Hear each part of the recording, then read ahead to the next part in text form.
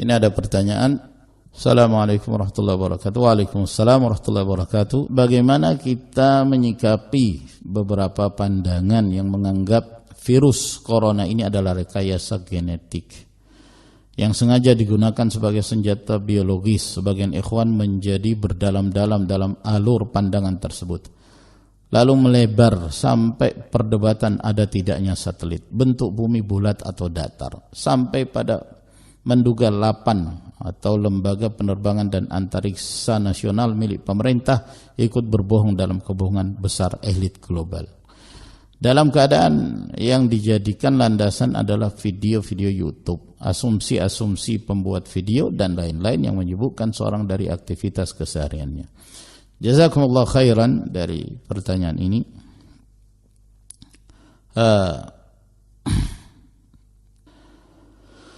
Ma'asyarul ikhwah rahimakumullah, yang pertama saya mengingatkan diri saya, demikian pula kepada kaum muslimin, untuk mengamalkan firman Allah Subhanahu wa taala, "Wala taqfu ma laysa laka bihi ilm. Inna as-sam'a wal basara wal fu'ada kullu ulaika kana anhu mas'ula." Jangan engkau mengikuti sesuatu yang engkau tidak memiliki ilmu tentangnya. Sesungguhnya pendengaran, penglihatan, dan hati kita semuanya akan bertanggung jawab di hadapan Allah Subhanahu wa taala. Maka yang wajib bagi seorang dalam menyikapi sesuatu, sikapi sesuatu secara ilmiah. Jangan menyikapi sesuatu secara menduga-duga atau asumsi-asumsi, prediksi-prediksi, atau menggunakan ilmu cocokologi. Nah, ini kayaknya cocok ini diramu dengan kejadian ini, dengan acara ini, acara itu, diucapkan oleh ini, diucapkan oleh itu, lalu kemudian diramu sedemikian rupa menjadi sebuah kesimpulan gaduh-gaduh yang tidak jelas sumbernya. Jangan terpengaruh dengan isya'at, berbagai macam berita-berita yang menyebar, ya. Lalu itu tadi berupaya untuk dicocok-cocokkan, ilmu cocokologi yang digunakan. Ini sudah kebiasaan orang-orang, sebagian orang seperti ini dari dulu. Al-ikhwanul muslimin, orang-orang yang suka ngamat-ngamati, tapi tidak dibangun di atas kaidah-kaidah syar'i, tidak mengerti tentang usul, prinsip-prinsip di dalam menyikapi sesuatu. Akhirnya hal-hal yang seperti ini menyebabkan seseorang bisa keluar dari rel yang syar'i. Boleh jadi dengan sebab ini akhirnya dia berburuk sangka kepada pemerintahnya. Oh, ini karena pemerintah kita ini ada maksud, ini ada tujuan, ini maka ini. Nah, akhirnya membuat makar sendiri. Tujuannya adalah untuk melakukan perlawanan kepada penguasa, karena dibangun di atas berita-berita yang tidak ada kejelasannya. Siapa yang menyampaikan juga tidak jelas. Nah, bahkan saya sempat melihat ada postingan ya di YouTube, salah seorang ustadz juga berbicara tentang masalah ini, bahwa ini dari Yahudi, ya, ini dari Freemasonry, ini macam-macam. Dalilnya apa? Dalilnya percakapan seseorang ketika meruqyah seorang wanita yang kerasukan jinnya ditanya-tanya tentang corona. Bagaimana menurutmu corona? Wah, katanya jinnya ngakunya begini begitu, ini yang melakukan, ini yang membuat. Itu dijadikan sebagai bahan, coba. Itu dijadikan sebagai hujjah. Lah jinnya itu siapa yang ngomong itu? Muslimkah? Kafirkah? Kalau dia muslim, apakah dia orang soleh ataukah dia orang toleh? Apakah dia orang thiqah ataukah dia orang fasik atau kadzab? Bukankah Rasul sallallahu alaihi wasallam mengatakan kepada Abu Hurairah radhiyallahu taala anhu ketika ada jin syaitan yang biasa mencuri zakatul fitr.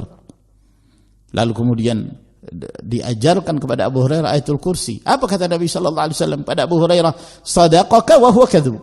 Dia telah berkata jujur kepadamu padahal dia itu pendusta besar. Dia adalah syaitan. Jadi syaitan itu pendusta besar. Asalnya dia berdusta. Dari mana kita mengetahui apa yang diajarkan kepada Abu Hurairah itu benar? Ya dari Rasulullah sallallahu alaihi wasallam. Sekarang Rasulullah telah meninggal. Sallallahu alaihi wasallam.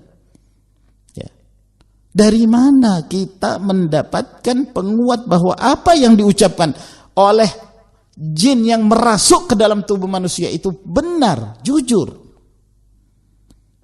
Lalu jadikan sebagai bahan ceramah, coba. La haula wala quwata illa billah. Kemana ulama? Walhamdulillah, kita ini punya ulama. Di sana banyak para ulama, mereka menimbang sesuatu berdasarkan kaidah-kaidah syar'i. Jadi ini yang pertama. Hal-hal yang seperti ini jangan dijadikan sebagai bahan perbincangan, apalagi perdebatan. Ya. Kalau terjadi sama-sama bodohnya. Nah, kemudian yang kedua, anggap bahwa apa yang mereka beritakan itu benar, bahwa ini adalah virus ini dibuat oleh negara tertentu untuk tujuan ini, tujuan itu, dan seterusnya. Terus ngapain? Apa yang harus kita lakukan? Itu yang terpenting. Ya. Yang kita yakini sebagai seorang muslim bahwa ini adalah wabah yang menyebar. Kalau ini wabah yang menyebar, ya kita kembali kepada Al-Quran dan Sunnah Nabi Sallallahu Alaihi Wasallam yang menjelaskan tentang wabah. Cukup itu saja. Apa sikap kita menyikapi wabah? Lah, ada penjelasan dari Rasulullah Sallallahu Alaihi Wasallam ketika wabah taun terjadi. Maka itulah yang harus menjadi sikap kita. Dan kita meyakini bahwa apapun yang terjadi di muka bumi ini berjalan berdasarkan takdir Allah Subhanahu wa taala. Apakah ada kaitannya dengan perbuatan manusia atau tidak? Ya. Ini semua takdir Allah Jalla wa ala. Inna kulla syai'in khalaqnahu biqadar. Segala sesuatu telah kami tetapkan, kami ciptakan berdasarkan takdir Allah Jalla wa ala. Yang wajib bagi kita adalah beriman kepada takdir dan bersabar dalam menghadapi takdir Allah Jalla wa ala. Lalu kemudian berupaya mencari solusi dengan cara-cara syar'i. Ya.